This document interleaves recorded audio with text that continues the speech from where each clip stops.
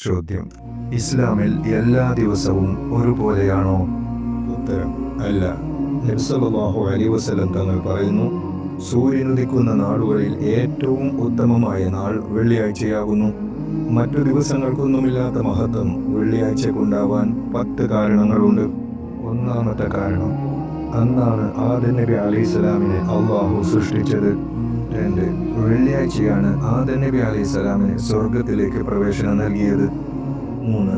സ്വർഗത്തിൽ നിന്ന് പുറത്താക്കപ്പെട്ട് ഭൂമിയിലേക്ക് ആദം നബി അലൈഹിസ്സലാം കാലുകുത്തിയതും വെള്ളിയാഴ്ചയാണ്. 4. വെള്ളിയാഴ്ച ഒരു സമയമുണ്ട്. ആ സമയത്തിൽ ആരെങ്കിലും അള്ളാഹുവിനോട് വല്ലതും ചോദിച്ചാൽ അത് ലഭിക്കാതിരിക്കില്ല എന്ന് നബി സല്ലല്ലാഹു അലൈഹി വസല്ലം പറഞ്ഞിട്ടുണ്ട്. 5. അന്നാണ് ആദം നബി അലൈഹിസ്സലാം വഫാത്തായത്. 6. അന്നാണ് ലോകാവസാനം ഉണ്ടാവുക. 7. വെള്ളിയാഴ്ച ചൊല്ലുന്ന സ്വലാത്ത് നബി സല്ലല്ലാഹു അലൈഹി വസല്ലമയുടെ ഖബറിലേക്ക് നേരിട്ടെത്തുമെന്ന് നബി സല്ലല്ലാഹു അലൈഹി വസല്ലം പറഞ്ഞിട്ടുണ്ട്. 8. വെള്ളിയാഴ്ച ദിവസം ജിന്നും ഇൻസുമല്ലാത്ത എല്ലാ ജീവികളും ഭയം കാരണം ശാന്തരായിരിക്കും. 9.